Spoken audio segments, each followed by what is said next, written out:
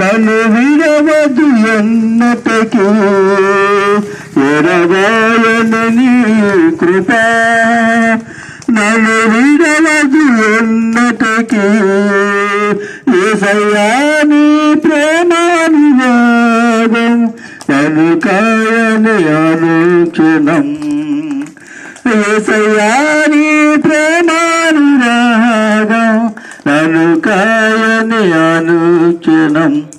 చుట్టూ మంట మండుతుందంట. మధ్యలో చెట్టు ఉంది. చెట్టు మీద ఒక కోతి ఒక పక్షి ఉందంట. కోతి అంటుందంట, ఇంక ఈ అగ్ని అంతా మన దగ్గరికి వచ్చేస్తుంది, మనం అంత కాలి చచ్చిపోతాము అని పక్షితో అంటుందంట.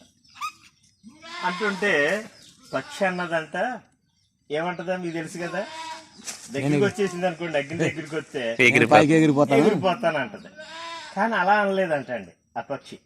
ఏమన్నదో తెలుసా, నేను 2 సార్లు పుట్టాను కనుక నేను చచ్చిపోను, నువ్వు చచ్చిపోతావు కానీ నేను చచ్చిపోను అన్నాను.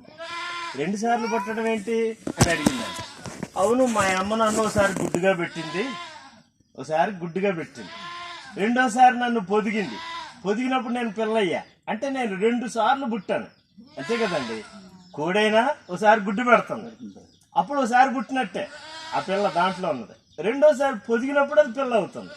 నేను 2 సార్లు పుట్టాను కనుక నేను ఎగిరిపోతాను అంటే నేను తిరిగి జన్మించాను అని అనమాట దాని అర్థం. నేను తిరిగి జన్మించాను కనుక నేను ఎగిరిపోతాను, నాకు చావు లేదు, నువ్వు చనిపోతావు అన్నమాట. నిజంగానే అగ్ని దగ్గరికి వచ్చేసింది, చెట్టు దగ్గరికి వచ్చింది, చెట్టు మొదలు కూడా అగ్ని మండుతూ ఉంది. ఇక దగ్గరికి వచ్చేటప్పటికి పక్షి ఎగిరిపోయింది, కోతి ఇక్కడే చనిపోయింది. ఇక్కడ కూడా బైబిల్ గ్రంథంలో కూడా ఒక మాట ఉంది, 2 సార్లు జన్మిస్తే ఒక్కసారే మరణం, ఒక్కసారి జన్మిస్తే 2వ మరణం కూడా ఉన్నది అని బైబిల్ చెబుతుందండి. ఒక ఆయన బాగా ఆస్తిపరుడు యేసు ప్రభు దగ్గరికి వచ్చి, అయ్యా నిత్య జీవాన్ని పొందాలంటే నేనేం చెయ్యాలి?